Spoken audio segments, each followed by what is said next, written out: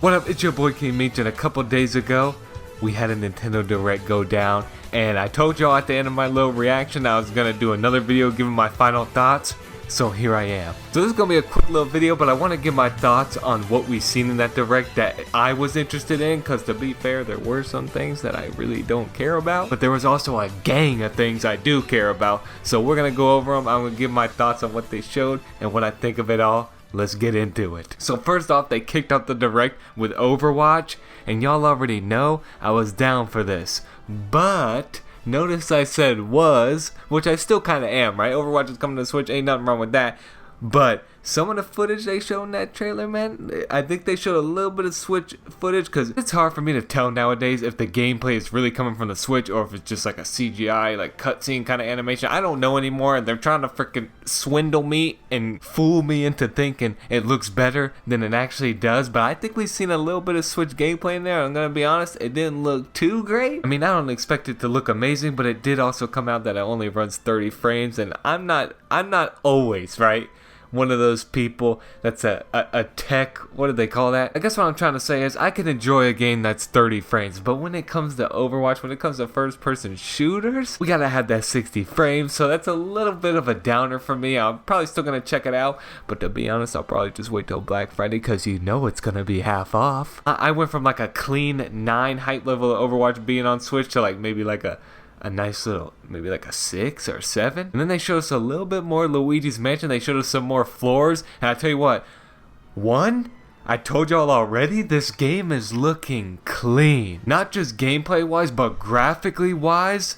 The gameplay I've seen, like from the Treehouse at E3 and stuff, because you know I watched all of that, this game looks good. And the floors they showed off like a little pyramid Egyptian type floor. By the way, I love this whole thing they're doing with the floors, how each floor is a different theme. And then they also showed the dance floor. You see that, man? I see what they did there, right? It's a floor where there's like freaking a dance floor on the floor. It's like a double entendre. But yeah, them floors and footage they showed in that Direct, it just continues to convince me that this game is gonna be a must buy, and man, I think this game's just gonna be a joy. I'm really looking forward to Luigi's Mansion 3, y'all. Then we got the announcement of Tokyo Mirage Sessions coming to the Switch, which is just good news to me, because I said it in my reaction that I wanted to play the game on the Wii U, but for some reason I don't remember what was going on in that time. I don't know if I was freaking broke at the time, which I'll be honest, I probably was. But whatever it was, I ended up not getting the game, but this is my second chance.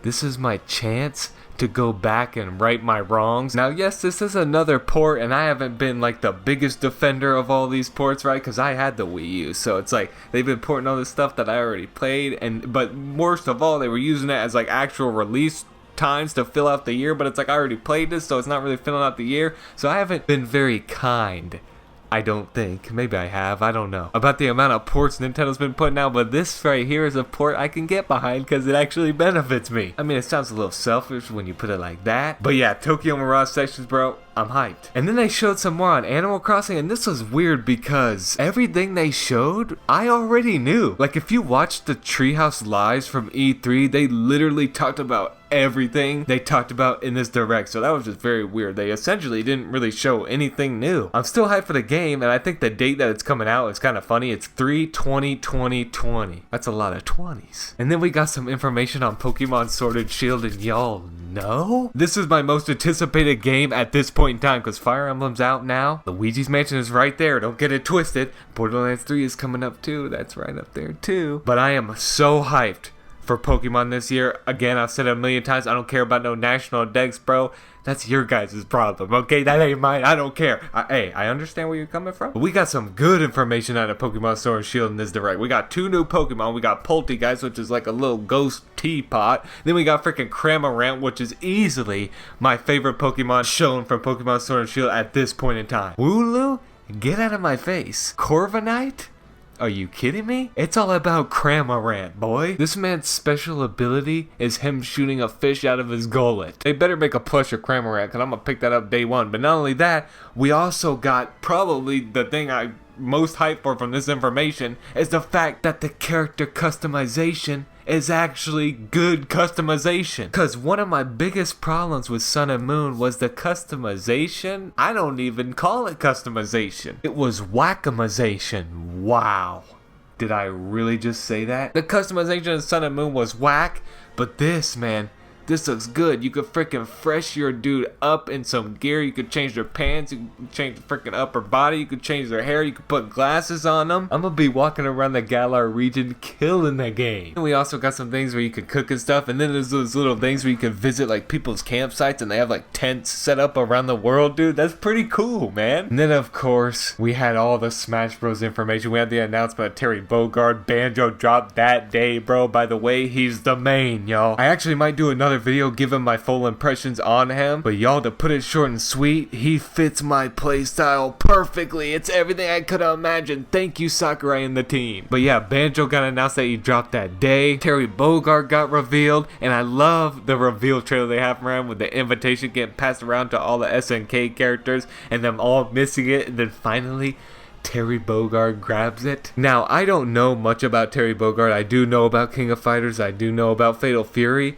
But it's not something I ever played, so it's not like I have a connection with this character, but I already got my dream character, y'all. So at this point in time, I don't even care. As long as Terry is fun, which I have a feeling he's gonna be, then that's all that matters. And his stage, oh my lord, don't even get me started. The quick glance they showed us of his King of Fighters stage was so nice looking. Now that I think of it, all the DLC stages have been so good. We also got the reveal of Sans, bro, which is just wow. I can't believe that happened. I knew Sans was heavily requested, but I thought it was just a meme. I didn't think they'd actually do it. I mean, he's not his own character, but still, a Mii costume for an indie game character, that's huge. They even packed this man in with a remix of Megalovania. But they had to, man. It would have been a missed opportunity if they didn't put that freaking banger of a song in Smash Brothers. Then we also got the update that home run contest was being added into Smash Bros. And I love the way when you hit the freaking bag, that there's like a cinematic shot, dude. Like from behind your character. It is so clean. The presentation of Smash Bros. Ultimate is off the charts, and it just continues to be with every single update. But the sad thing about it is that this man Sakurai said it's pretty much the last mode. But I do want to point out, pretty much?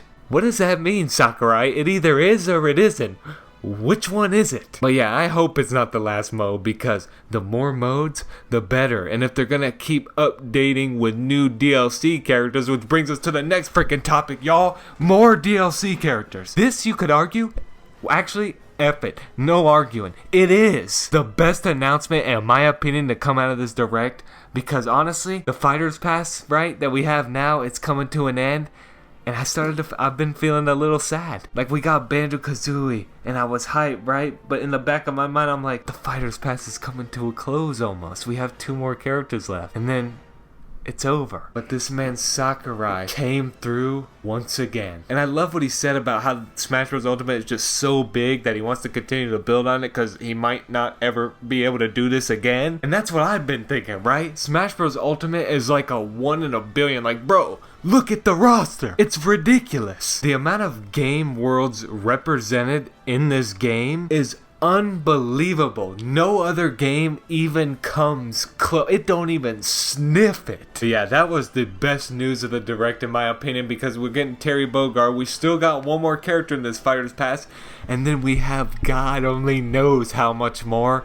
And that just excites me, man, because not only, right, is more characters, but now the Smash hype don't stop, bro. And let's say they do another Fighters Pass so we get 5. They did say more DLC fighters were gonna come after, so we're getting at least 2. So in total, we got at least 4 characters left that we're gonna get for a fact. Because we got Terry Bogard, the last one of this Fighters Pass, and then 2 at least. But I'm assuming they'll do a full Fighters Pass. But either way, more characters, baby. What a time. With that being said, overall, I'll say that this direct was pretty freaking amazing. Although I will admit, there were some times where it kinda slowed down, but overall, with all the Smash news, I was pleased to the utmost extent. But yeah, with that being said, what did y'all think of the direct? Did you think it was good? Did you think it was bad? I know Arlo thought it was bad. He was getting a lot of hate, which, come on, y'all. Everybody can have their own opinion out here. Nothing wrong with that. But anyway, yeah, let me know what you guys think of the direct, and I will see y'all in my next video.